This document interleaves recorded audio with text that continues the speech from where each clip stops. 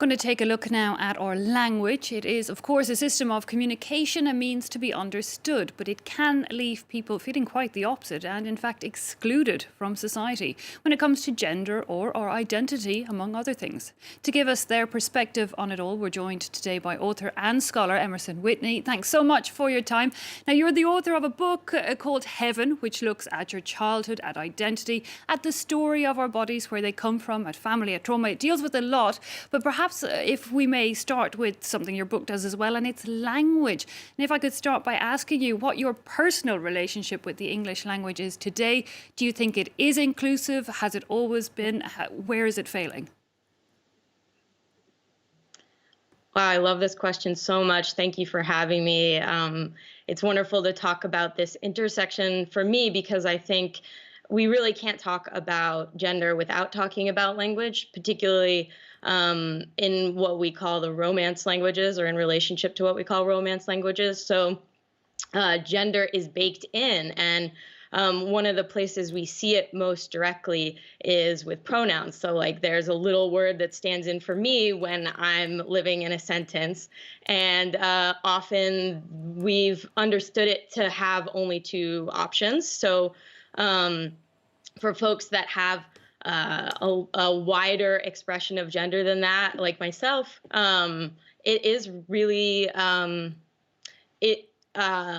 each day and each moment that I'm relating to others through language, gender is reinforced. It's performed again and again. So it kind of doesn't drop. It comes up all the time in relationship to others. And that does get a bit exhausting. And it's also something that I understand to be coming so directly from colonization. Not all languages use pronouns in the same way. So a binary system of gender really has gotten sort of cooked into the way we speak to each other and about each other.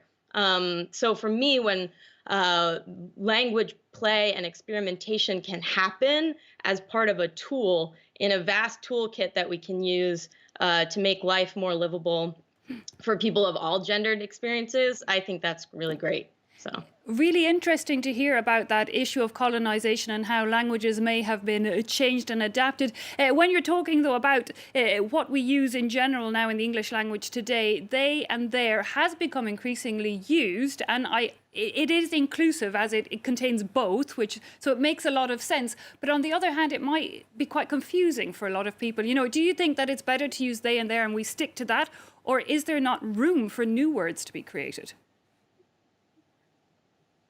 Well, I also appreciate this question so much, and this is an evolving story. Gender and language are not fixed, so it's exciting to me to see where it goes. And I know there's been a lot of experimentation over the years with different words for folks to use as their pronoun.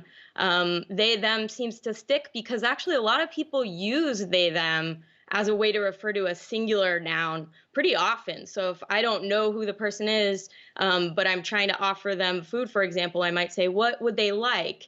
That's a pretty common thing we do. And I think it's exciting for me to see that it's becoming more widely used. And I always just say it's nice to ask somebody. So, you know, it's always nice to check in, like what pronouns would this person like to use that you're talking to, or what would they like to be referred to as? And yeah, it's an evolving story. Indeed, and I think people are becoming more aware of that and notably wondering before they've met somebody what might be the option. Another word that does seem to cause quite a lot of anxiety now, very regular words, but the words women and female, and people start to get more and more confused about what to use and what can potentially be hurtful. What's your view on these words?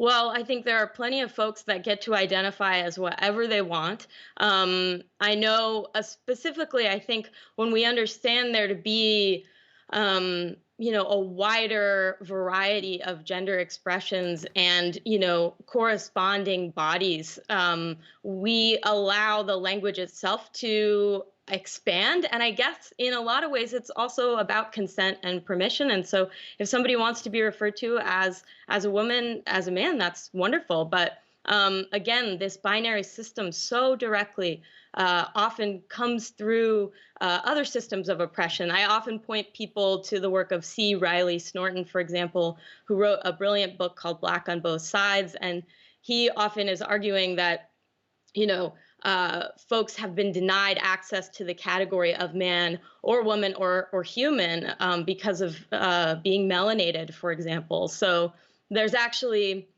these categories have been really aligned with whiteness in to a great extent. And so, what does it mean when we peel back the ways that we speak to make more room for people of all gendered realities?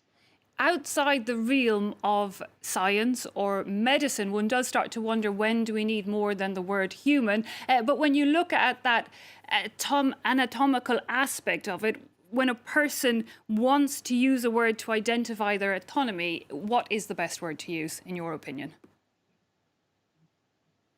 Their bodily autonomy, you mean? Absolutely. Yeah.